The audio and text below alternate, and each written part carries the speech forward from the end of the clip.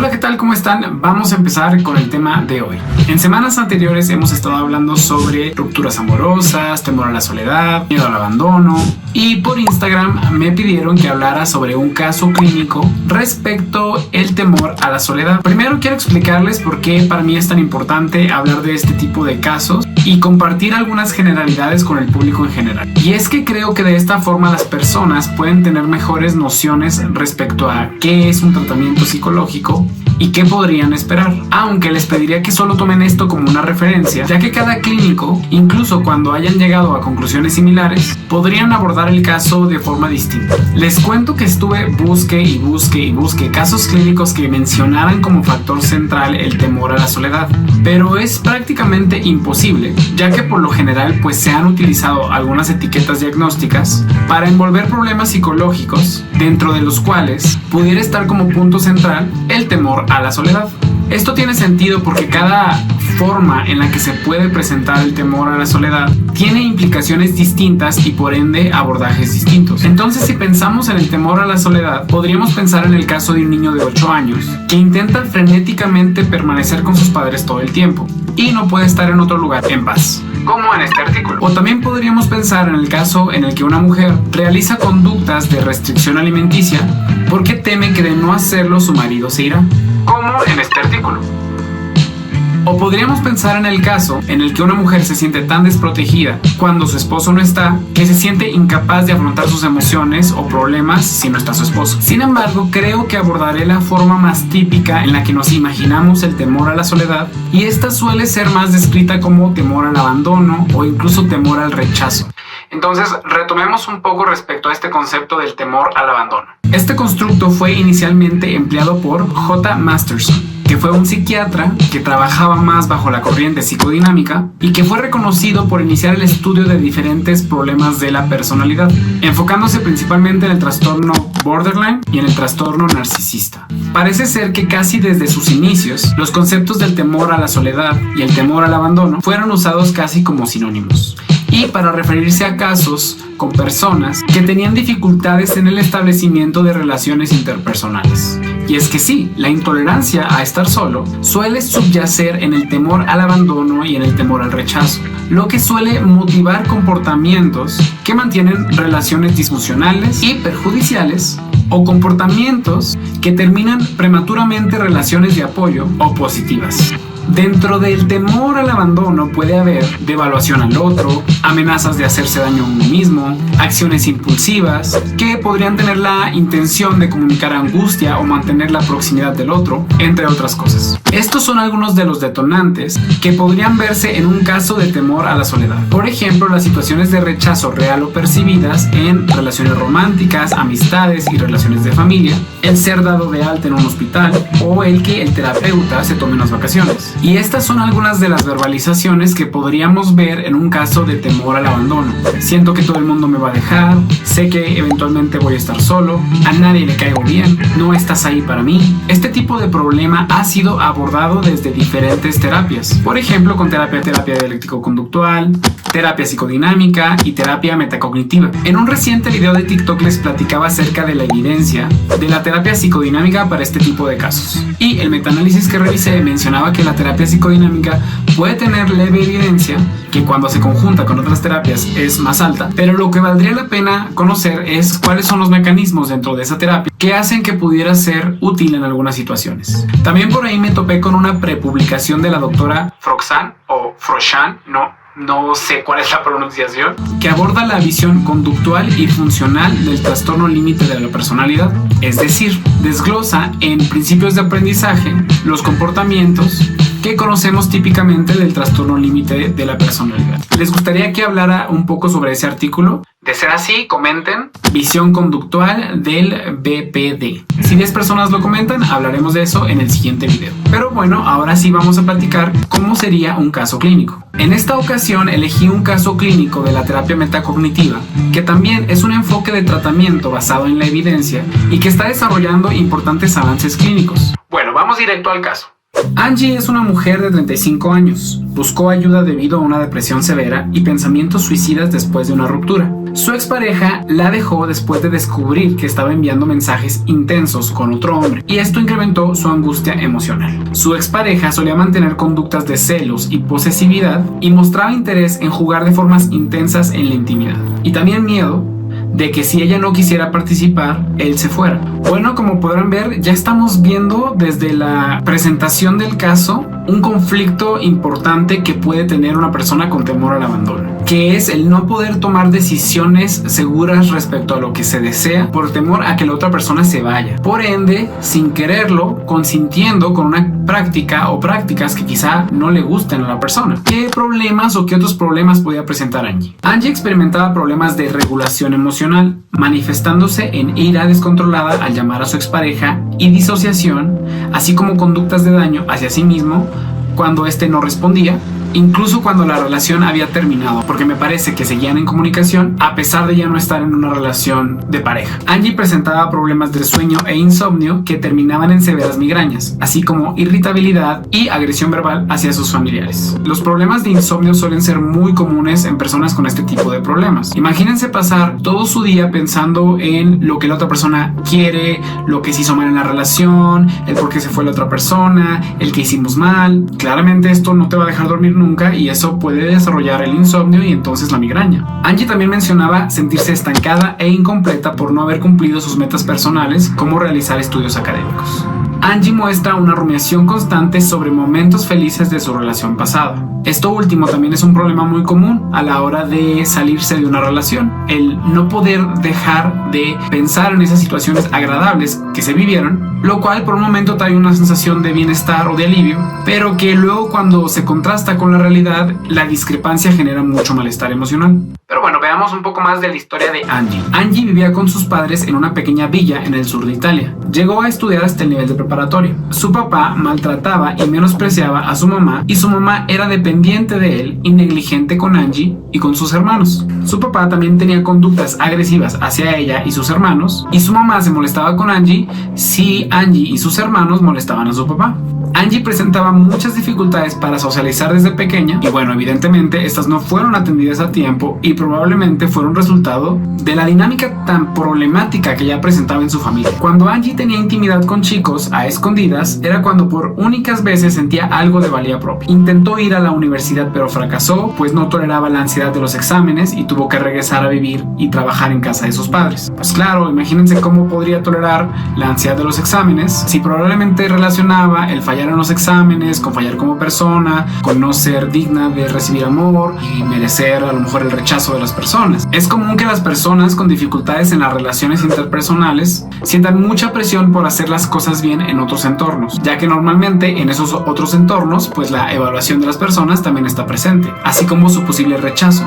La evaluación que se llevó a cabo fue la siguiente. Angie cumplió con 8 criterios del DSM-5 para el trastorno límite de la personalidad, incluyendo esfuerzos frenéticos por evitar el abandono, relaciones interpersonales inestables y comportamientos impulsivos. Se utilizó el SCL-90, que indicó un malestar grave con altos niveles de disociación, paranoia, ansiedad y de depresión. La disregulación emocional de Angie fue evidente, con una puntuación alta en la escala de dificultades de la regulación emocional DERS. Lamentablemente, en este caso, no se hizo una evaluación funcional propiamente, o al menos no se presenta en el artículo como tal. Sin embargo, los resultados y el proceso no dejan de ser interesantes. Vamos ahora a revisar el tratamiento y los aspectos problemáticos que se fueron considerando para ver qué se hizo. Primero hablemos del deterioro del sentido de sí misma. De acuerdo con este artículo, Angie mantenía un sentido del yo fragmentado y discontinuo, que oscilaba entre sentirse muy fuerte y en otras ocasiones muy maltratada. De acuerdo con este propio artículo, considero que lo que definen ellos como sentido del yo es la capacidad de integrar claramente la perspectiva sobre uno mismo y sobre los demás. Es decir, no tambalear según las emociones en esa perspectiva,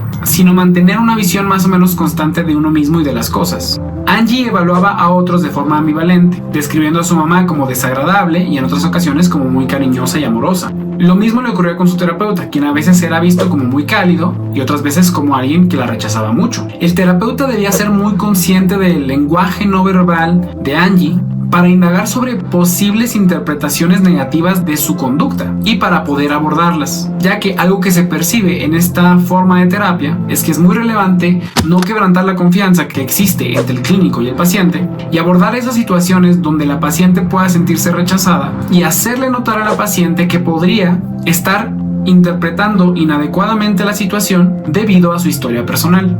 Creo que con este aspecto se tiene que ser muy cuidadoso, pero por otro lado entiendo por qué lo hacen de esta forma. Mantener a la paciente segura de que lo que estás haciendo es con el fin de ayudarle puede mantener la alianza terapéutica y con ello llevar a cambios fuera de sesión. Un problema que vería por ahí es que quizá al hacer esto se mantenga cierta dependencia a la validación constante del terapeuta. Sin embargo, creo que en casos tan graves pues puede ser muy necesario. No todos los terapeutas pueden realizar este tipo de intervenciones porque suelen ser muy demandantes, ya que los pacientes a la hora de sentirse rechazados pueden tener conductas agresivas o de maltrato hacia los terapeutas. Otro aspecto que se aborda dentro del artículo son los llamados esquemas interpersonales desadaptativos. De acuerdo con el artículo, el principal esquema problemático de Angie tenía que ver con creerse a sí misma incapaz de recibir amor, lo que le llevaba a esperar respuestas negligentes y de rechazo de las otras personas o a interpretar respuestas neutrales como situaciones de rechazo. Estas situaciones de rechazo normalmente le llevaban a recurrir a comportamientos enojados, de búsqueda de atención y comportamientos autodestructivos, como el uso del alcohol o los atracones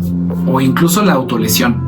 El tratamiento metacognitivo le ayudó a revisar estos patrones donde se sentía rechazada para poderlos ver desde su historia de aprendizaje y quizás entender que estaba viendo las situaciones que podrían ser perfectamente normales como situaciones de rechazo debido a la historia tan dura que tuvo principalmente con su familia, y también se acompañó de exposiciones donde se podían contrastar sus creencias respecto a no ser amada. Vamos al siguiente punto del tratamiento: abordar las dificultades en la metacognición. Angie tenía varias dificultades en los dominios de la metacognición. No podía distinguir claramente sus emociones de tristeza y poca valía y cómo estaban asociadas con esta creencia de no ser capaz de recibir amor, y no podía distinguir cómo estas creencias le hacían caer en comportamientos como interpretar negativamente las intenciones de los demás o reaccionar con mucho ira ante los comportamientos de los demás y después usar conductas problemáticas o impulsivas para manejar esas emociones tan intensas. Por ejemplo, si su expareja se mostraba distante, la interpretación que daría es que hay un problema con ella y no pensaría que él podría estar demasiado ocupado con otras cosas.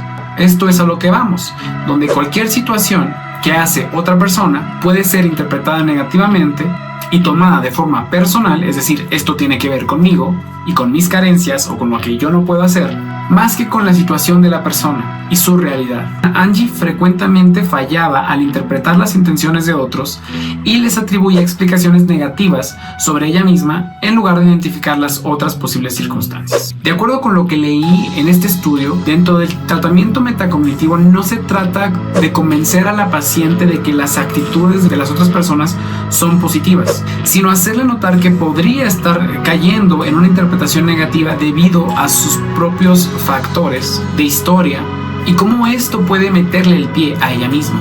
Vamos con el siguiente punto que se abordó en el tratamiento, que fue la desregulación emocional e impulsividad. En el tratamiento se optó por llevar apoyo farmacológico que ayudara a disminuir la activación que se presentaba.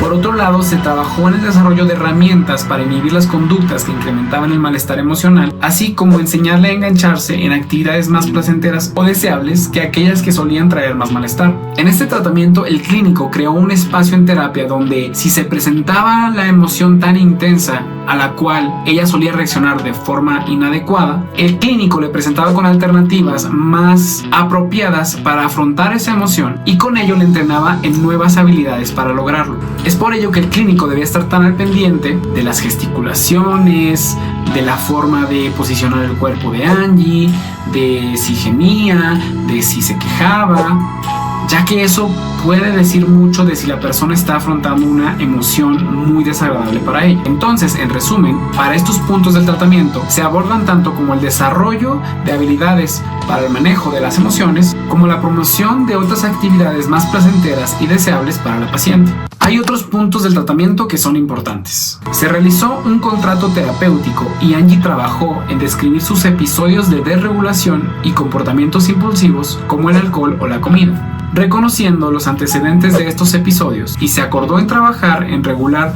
mejor el dolor emocional y comprender la relación de este dolor con su historia de vida. Entonces, desde el inicio se programó un contrato terapéutico de cómo se llevarían a cabo las sesiones y algunos objetivos más importantes, como lo fueron entonces el manejar la desregulación emocional y comprender la relación de ese dolor con su historia personal.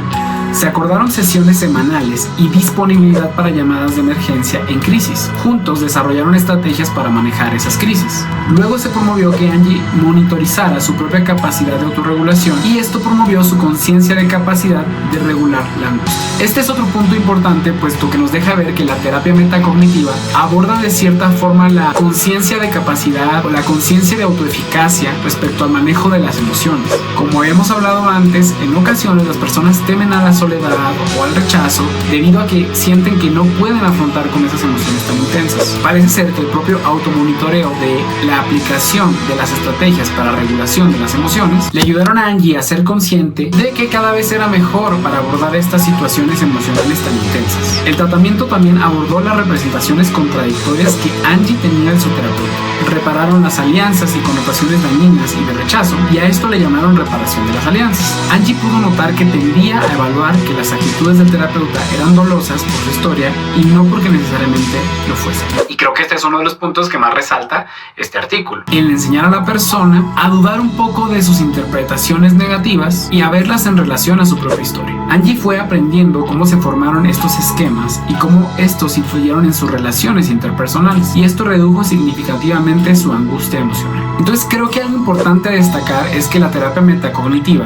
no se trata de hacerle dudar a la persona de su punto de vista, sino de hacerle ver cómo es que ha desarrollado ese punto de vista y cómo su historia influye en esto y cómo en cierta forma pues podría estarse generando un sesgo debido a esta historia. No se trata de cambiar la forma del pensamiento, sino enseñarle de dónde viene ese pensamiento de esa situación. Tampoco se trata de hacerle creer porque sí que puede afrontar las situaciones de malestar emocional o de soledad o de rechazo, pero quizás sí de hacerle ver que conforme desarrolla más herramientas puede lograrlo. Esto es muy diferente de la terapia cognitiva convencional, en la que se centraba mucho en el debate socrático de las diferentes creencias que pudiera presentar el paciente. En este tipo de terapias se abordan algunas creencias de mayor jerarquía o que cubren una mayor cantidad de conductas en la vida de la persona. ¿Qué cambios se dieron a través del tratamiento? A través de su mayor capacidad para conectar episodios recientes con antecedentes históricos, facilitada por la formulación del terapeuta, Angie comenzó a darse cuenta de que sus ideas sobre sí misma y los demás dependían de esquemas y no necesariamente correspondían a la realidad. Reconoció que sus padres no satisfacían sus necesidades de ser amada y cuidada. Estaba enojada con ellos. Ahora me doy cuenta de que ellos también fueron víctimas de padres negligentes. Entiendo que su actitud era un reflejo de su sufrimiento